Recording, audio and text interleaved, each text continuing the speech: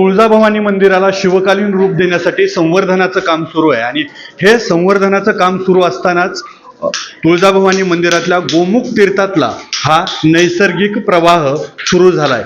तब्बल 35 वर्षानंतर गोमुख तीर्थामधलं हे नैसर्गिक प्रवाह आहे तो सुरू झालाय। आपण पाहू शकतात की पुरातत्व विभाग आणि मंदिर संस्थानाकडनं मंदिरामध्ये वेगवेगळ्या भागामध्ये संवर्धनाचं काम सुरू आहे आणि गोमुख तीर्थाचं जे काम हाती घेण्यात आलं होतं त्यानंतर हा देवीच्या गोमुख तीर्थामधला हा नैसर्गिक झरा प्रवाहित झालेला आहे।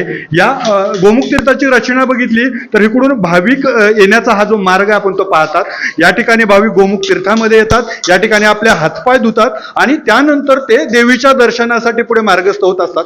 गेल्या 35 वर्षात हे गोमुख तीर्थ बंद झाल्यानंतर पाईपलाईनच्या माध्यमातून इथं पाणी सोडण्यात आलं होतं आणि ती प्रक्रिया सुरू होती।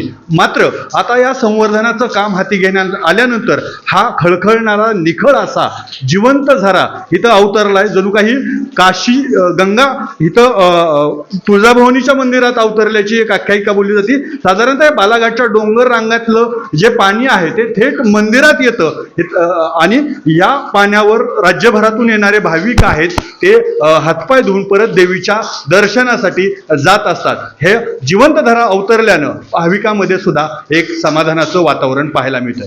अप्पासाहेब शेळके, एबीपी माझा, धाराशिव, तुळजापूर। एबीपी माझा, उघडा डोळे बघा नीट।